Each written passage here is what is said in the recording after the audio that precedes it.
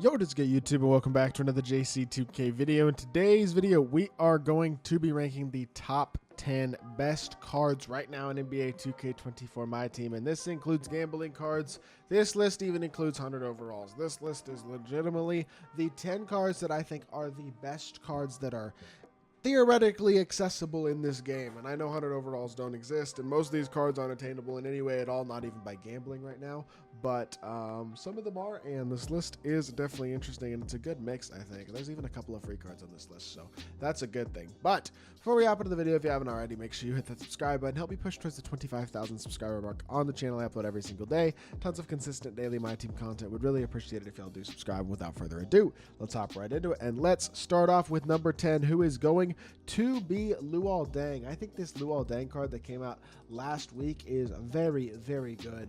A 6'9" small forward with a 7-foot wingspan, has a lot of badge versatility in terms of being a very good slasher with a 90 driving dunk, being an elite level shooter with a ton of shooting badges, fast, pretty good playmaker as well at the 3, and he's an incredible defender. He's an amazing shooter and an amazing defender, exactly what you want out of a 3-and-D card, with an exceptional release, but then also has really great finishing badges, really solid SIGs as well, and overall tray fade, elite release, really good all-around card. Curry slide, John Wells dragback, just great all-around SIGs, a top-tier release, top-tier fade, and incredible top-tier shooting and defensive ability with elite size at the small forward position. I do believe he's one of the best small forwards in the game and one of the best cards in the game.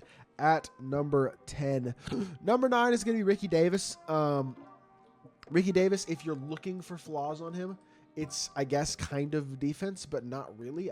He basically doesn't have many flaws. He's 6'7" with 96 speed, 96 3-ball, 98 driving dunk, and very good defensive ability as well. Certainly not a liability there. Has Hoff anchor and rebound chaser in addition to a bunch of Hoff perimeter defensive badges. Golden movable forcer and post lockdown. He's a complete good defender. He defends at a very high level. Got a great release, elite level SIGs, and a top tier incredible release. The normal fade is not the best fade in the game. If you want to nitpick at something, that's something you can nitpick at. There are slightly better fades, but in general, I mean, he's as good of a 300 as it gets in this game. Pretty much an absolutely incredible card, and definitely one of the best cards in MyTEAM, without a doubt. I think Ricky Davis is very much a top tier card as well at the shooting guard position. Bull is a number 8 spot. 7'2" power forward with a money release, the ability to shot create at a high level, 7'8" wingspan, a lot Hoff spots from everywhere.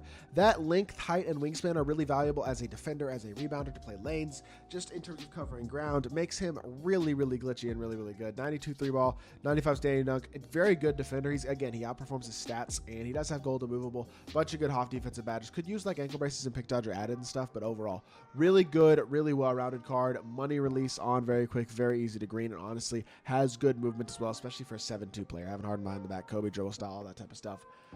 Bull is hooping, man. He is an absolute dog. I am disappointed that I did not get one of those two out of my personal Gladiator set, because I would have loved both of those guys. Tracy McGrady is who I have at number 7. 100 overall, T-Mac. I know I don't really include 100 overalls on very many lists, but this is the best cards in the game, and I think they're worth including. The thing that you would nitpick, if there was one, is his upper is not the best upper in the game. And Kobe fade might not be quite as good as a Pro 2 fade or a Trey fade, but still, he has basically perfect SIGs, a pretty close to perfect release. The upper is the one thing you could critique. He's 6'8" at the 2 with insane level stats, badges, and animations all the way around. Just an incredibly complete, incredibly good card who does everything at a phenomenal level, even Hoff intercept, or Hoff immovable enforcer. And yet I only have a number 7, and I guess that's just, I don't know. It's just the way the game is, man. Like, I feel like a 7'3" KP is going to be more impactful to me because T-Mac's release is not the best release in the game. I mean, it's very good, no doubt. But like, if T-Mac had Ricky Davis's release, I think he'd be like 2 or 3 in my opinion. He'd be right up there at the very top though. But with his upper being like the one small nitpick, as well as maybe the fade, I guess you could critique a little bit. Like KP, I understand stat and badge wise he's not T-Mac, but what he does is he provides you incredible top tier size and the ability to guard any center in the game, while also being an absolutely phenomenal, dangerous stretch big with a very fast, smooth release and some shot creation ability. He provides a lot of value at the center position compared to all the other centers in the game, especially because of his increased size. Phenomenal card, and I think, yes, even though stat and badge wise he's not on T-Max level, I think I would take him as the better card. Number 5 is going to be SGA, the best point guard in the game, the only point guard on this list. A 6'6" absolute maestro with top-tier SIGs, top-tier stats and badges all the way around, and a very capable, good defender as well. Not to mention elite release, tray fade, and pretty close to perfect. Well, basically perfect six. Kyrie dribble style, tray escape, Jamal Murray behind the back, and John Wall drag back. I'd say that's about as good as it gets. SGA is a dog. He's the best point guard in the game. He's an in-game level point guard. There's just no other way to describe the card. He's a phenomenal option at the PG spot, and he's number 5. All right, at number 4 is LeBron James. I lied when I said SGA was the only point guard on the list. I forgot that LeBron is on this list right above him. Bron is also point guard eligible. That is what makes him so good. At 6'8", with his defensive animations, his incredible slashing animations as well, and just how phenomenal LeBron always plays in-game at point guard. I mean, he is the best point guard in the game. I think release is not as good as SGA's. I do understand that, but he's got Pro 2 fade, which is phenomenal. Perfect SIGs still, and I think the increased size and the increased defense, as well as just overall better stats and badges, makes him, in my opinion, a better overall card. I think Bron is the best point guard in the game, and I think he is number 4 on this list.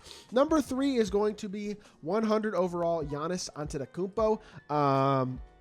Giannis is a 7-foot small forward with a release that is surprisingly fast and relatively easy to green, and then literally everything else about the card is absolutely perfect. I mean, his shooting ability is obviously insane as well as 100 overall, but the release is the one thing people would critique, but I don't think it's that bad. Pro 2 fade is best fade in the game, arguably. SIGs are arguably the best SIGs in the game as well. He's 7 foot tall again.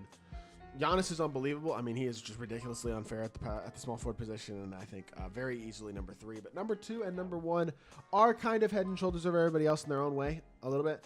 Like Victor Wembanyama at number 2. First of all, he's 7'4" with the biggest player build in the game. Can shoot the ball with the best of them. He is like KP with Pro 2 fade, a little bit faster, a little bit bigger, similar as a shooter, but more of a playmaker, more of a fade, slightly better defender. Like, I just think he's a better version of a Kristaps Porzingis in most ways. Release might not be quite as good, but it's still a very smooth, easy release.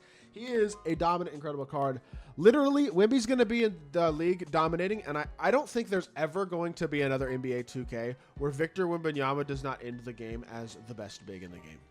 I literally don't think we will ever play another MyTEAM where Victor Wembanyama will not end the game as like one of the very best cards in the game. And so get used to him always dominating this game, because just like this year, it's going to be a normal occurrence.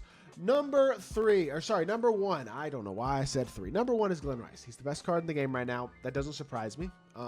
He's the only card in the game that has Patty Mills base besides Patty Mills and Brandon Jennings, the guys who like are kind of irrelevant. And he has Pro 2 fade, perfect SIGs, and basically close to perfect stats and badges, honestly, as well. He's got Hoff and Movable Enforcer as a 6'8" shooting guard. I understand he's not 100 overall, and he's not 7'4", so he doesn't have that glitchiness to him, but he has the best release in the game.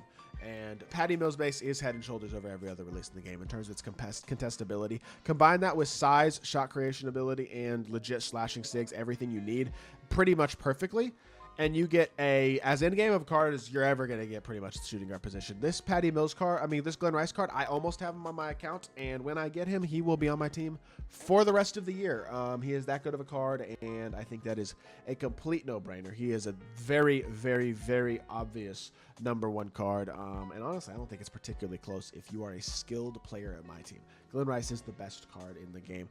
As a whole, this is a tough list to make because obviously all these cards are insanely good and most of them are pretty much unattainable. But I do think as a whole, we did a pretty good job and actually put together a really good list. So with that being said, I hope y'all did enjoy the video. If you did, make sure you hit that like button, leave a comment, and subscribe.